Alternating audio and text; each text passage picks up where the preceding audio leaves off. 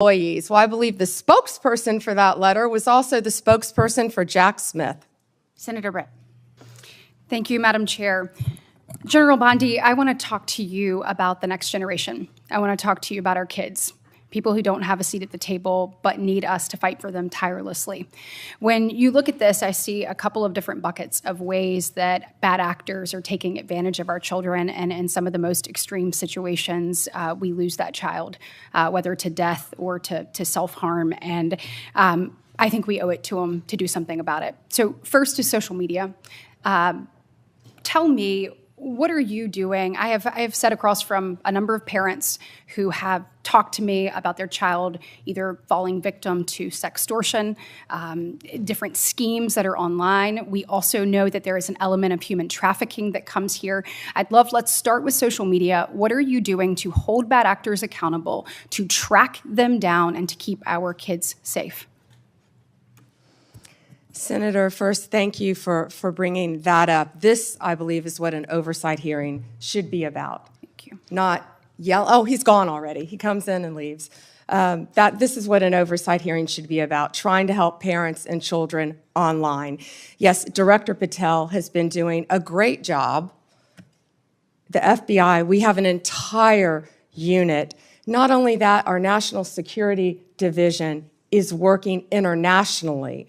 Well, and I want to talk about that too, because I think a lot of this comes from overseas. Yes. And so whether it's these schemes, the sextortion schemes, yes, et cetera, it's happening off our shores. How are you connecting the dots there? And then additionally, let's look at human trafficking. And you find a number of times people are lured into this from posts on social media. I believe that is a global trafficking ring. I would like to speak to what are you doing to make sure that you're holding those people accountable and getting to the bottom of it, finding bad actors and making sure that we're keeping these children safe.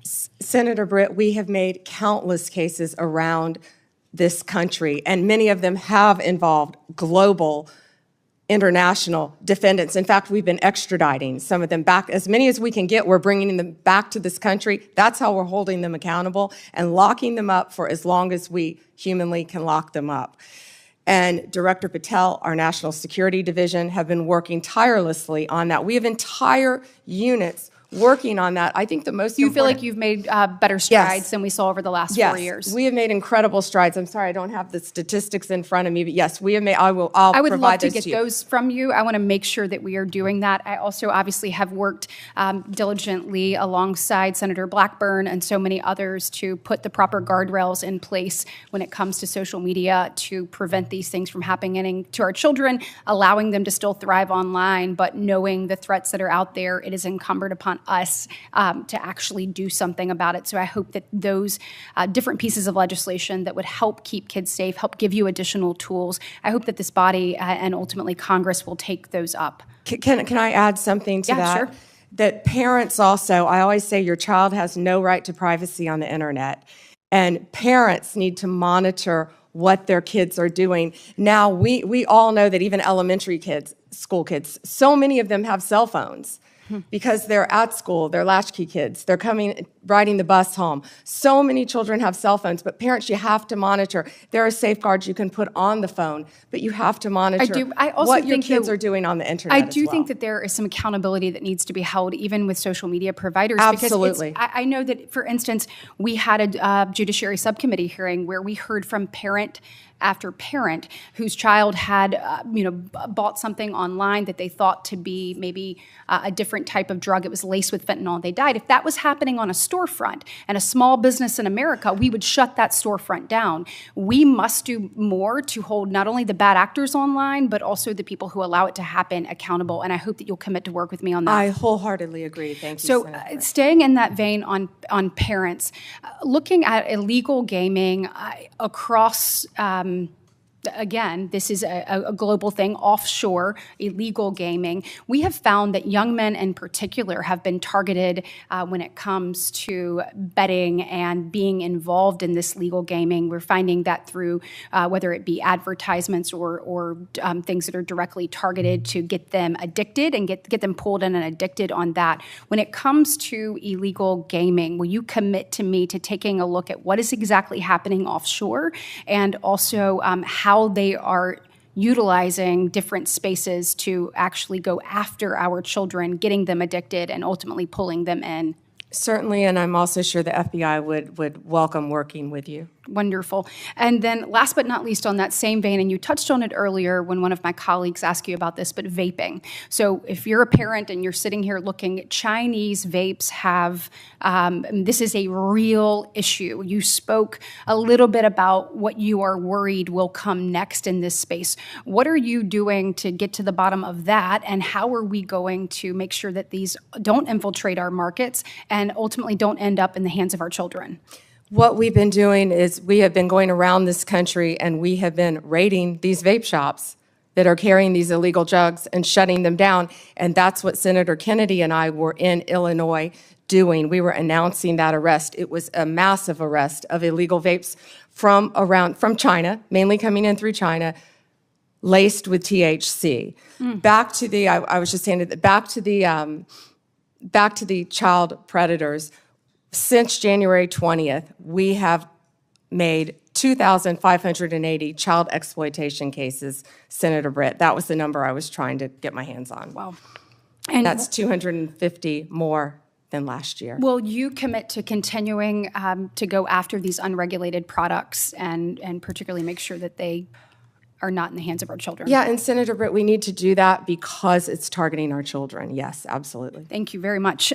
Today is obviously the second anniversary of the horrific attacks on October 7th. And this morning I had an opportunity to listen to stories of some individuals that had been held hostage, some of the families that will never get their loved ones back, and some that are hoping that there is a resolution soon and they once again get to embrace their family member that they have not seen in over 700 days. It was a reminder of, one of them said, you know, I can breathe, but I can't live until this is resolved. And we know in addition to this horror and nightmare that they have been living for the past 2 years, we have seen a rise in anti-Semitism here on our soil. When we said never again actually has to mean never again. And I know that you and I spoke about this briefly when you were in front of this committee, but can you talk to me about the work that DOJ is doing to combat that rise in anti-Semitism and to hold offenders of that, to hold them accountable? And Senator Britt, thank you for again bringing up that today is the second anniversary of that horrific attack on Israel. Donald Trump is the greatest peace president of our lifetime, probably in our history. And if anyone can resolve this, it will be Donald Trump. I've also met with many of the families of the hostages and of those who have lost loved ones. We are combating anti-Semitism throughout this country, not only through my Civil Rights Division, and we haven't really talked about Harmeet Dillon a lot today, but Harmeet Dillon runs our Civil Rights Division, and she is working with Leo Terrell, and they are combating anti-Semitism around this country. We have an anti-Semitism task force that we're forming. Do you mind getting me an update on the progress that task force has made, please? Sure. Okay, thank you. And last, in my last remaining minute, certainly appreciate the work that you're doing. I know my colleague, Senator Lee, already asked you about the attacks on ICE officers.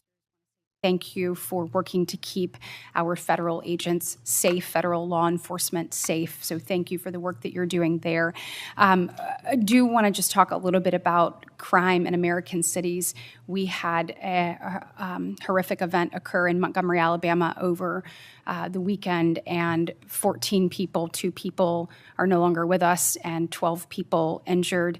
My heart breaks for every one of the victims and their families and the community at large. I'd like to know a little bit about your interagency work and talk to me about things that you find, because we have to find solutions in this space. This cannot keep happening. And what are you seeing that is, your biggest success stories and your biggest challenges you have to working to try to resolve crime throughout the country? Well, right now, the biggest challenge is that the federal government is shut down, but we're not letting that become a challenge because all of our agents are working tirelessly. And I get almost real-time updates from my agencies, Rob Sakata, who's the Deputy Director of ATF, Kash Patel and Dan Bongino at FBI, Terry Cole, at DEA, Gadi Serralta with our U.S. Marshals, and all of our great team of lawyers. And we are working nonstop to combat crime. That's Donald Trump's only directive to me, is to make America safe again. And that's what we're going to do in this country, Senator Britt. Well, thank you for your commitment and any best practices you have or ways that you have found to tackle challenges that are effective. Please let us know. We certainly want to see every community across our state and our country safe, and we appreciate yours and President Trump's commitment to doing that. Thank you, Senator. Thank you, Attorney General Bondi, for your comprehensive responses. As we've touched on today, the issues facing our children, our communities, and our nation are complex, but they are not insurmountable if we work together. First, on the issue of child safety in the age of social media and online exploitation, I truly appreciate the efforts your office and the FBI are making to address these challenges. As you mentioned, human trafficking, online exploitation, and predatory behaviors targeting our youth have become significant concerns. The rise in social media-based trafficking and extortion schemes, many originating overseas, presents a daunting challenge. But I am encouraged by the strides that are being made, including international cooperation and the extradition of perpetrators. That said, we cannot afford to let up. Whether it's tackling child exploitation, illegal gaming, or the deadly threat of vaping products laced with illicit substances, the need for vigilance is greater than ever. I also agree wholeheartedly with your point on parental responsibility. Parents must remain vigilant in monitoring their children's online activity and must understand the potential dangers lurking in the virtual world. However, it's not only up to parents. We must continue to push for legislation and stronger regulations on social media platforms and online marketplaces to protect our children from harmful content and predators. The private sector must also be held accountable for the role they play in allowing these dangers to proliferate, and I look forward to working with you and your office to ensure these bad actors are held responsible. Turning to the rise in anti-Semitism, I deeply appreciate the work the Department of Justice is doing, particularly the formation of the Anti-Semitism Task Force. This rise in hate crimes is a stain on our nation, and we must do everything in our power to combat it. As we commemorate the second anniversary of the October 7th attack, our commitment to addressing this crisis is more crucial than ever. The families who've suffered the loss of their loved ones or who still await the safe return of hostages deserve justice, and the American Jewish community deserves to feel safe in their own homes. I look forward to an update on the task force's progress, as this issue is of paramount importance. Finally, when it comes to the tragic events of violence in our cities, including the recent horrific incident in Montgomery, Alabama, we are reminded that safety is a basic right for all Americans. The surge in crime, especially in our urban centers, is deeply concerning. As you've pointed out, despite the government shutdown, your teams remain committed to the mission of keeping our communities safe. This is a critical moment in our fight against crime. The work your office and law enforcement agencies do to combat violence, human trafficking, and organized crime must continue without interruption. I hope that as we move forward, we can continue to share best practices, resources, and effective strategies to curb violence and ensure that every American can live in a community that is safe and just. In closing, the challenges we've discussed today are vast, but they are not beyond our reach if we continue to work in a spirit of collaboration and resolve. Together, we can protect our children from online predators, combat hate and intolerance, address crime in our cities, and ensure that all Americans can live in safety and peace. I'm grateful for your leadership and commitment to these causes, and I look forward to continuing our work together to ensure a brighter, safer future for all.